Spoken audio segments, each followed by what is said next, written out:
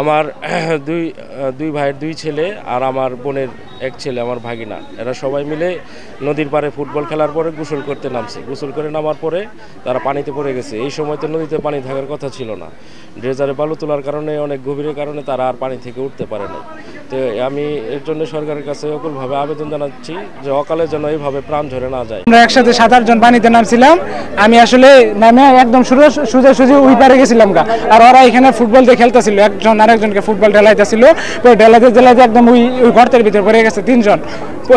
একজন আর কি প্রথমে আগে গেছিল, ওই একজনকে টান দিতে যায়, পরে 3 জন গেছে পিছনে ওরা একসাথে খেলতেছিল, ওই একসাথে 3 জনে পড়ে গেছে। প্রথমে পড়ছে ওইটাকে আর 3টাই বাঁচাইতে গেছে।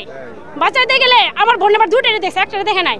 সে ভাবতেছে তার নিজের ছেলে তো সাঁতার পারে, সে উঠে আসতে পারবে। আমার যে ভাইয়ের ছেলে তাকে সে উন্না দিছে যে আমি উন্না দিলাম, তো মানে উন্না ধরে উঠায় আসো, কিন্তু কাউরে বাঁচাইতে পারে নাই সবাই ওর সামনে। কিন্তু একটারে বাঁচাইতে গেছে, একটারে তো বাঁচাইতে গেলে ওই 3টা পড়ছে।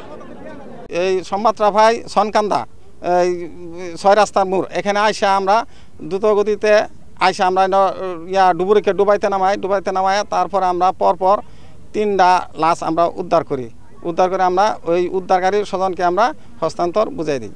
যে কিছুক্ষণ আগে যে এখানে সনকান্দাতে নদীতে পড়ে 3টি শিশুর মৃত্যু ঘটেছে, ঘটনা শোনা মাত্রই গিয়ে আমরা স্পটে চলে এসেছি। ফায়ার সার্ভিস ইতিমধ্যে লাশ উদ্ধার করেছে।